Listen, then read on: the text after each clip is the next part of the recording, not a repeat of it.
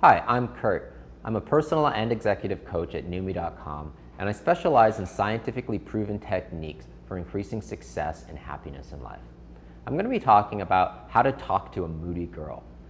The first thing to realize about talking to a moody girl is the reason why they're being moody or pouty in the first place. With children, often they don't know quite how to express themselves. So they might be acting moody or pouty because they don't know any other way. They've got a problem, there's something that's bothering them, and that's how the only way that they know how to express it. They also might be acting that way because you said no to something, they're upset about a decision that you've made, maybe they were bad and you punished them, so they're going to be moody and pouty, often as a way to manipulate you. They're going to try to be that way to hopefully get what they want.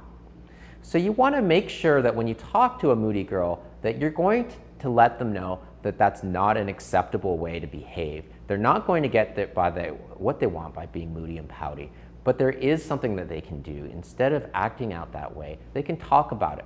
One thing you can say is, look, I can see that you're upset about something, but I'm not going to respond unless you tell me what it is with words that's bothering you and tell me what it is that you want. Make sure that they understand that they can always talk about the problem. They can always talk to you as a parent or as a teacher. But also that you're not going to tolerate the moodiness and the poutiness. So once you've had that talk, a really good idea is to just not feed the flames of the moodiness and the poutiness. In other words, you can just barely let no notice of it, have no notice of it. In other words, just ignore it. As long as the problem is not one where they're acting out in a physically violent way or having a stampede or a temper tantrum or anything like that, you can always make sure that you just don't feed the flame, you ignore the problem, and usually it'll go away after a while when they realize it doesn't get them what they want.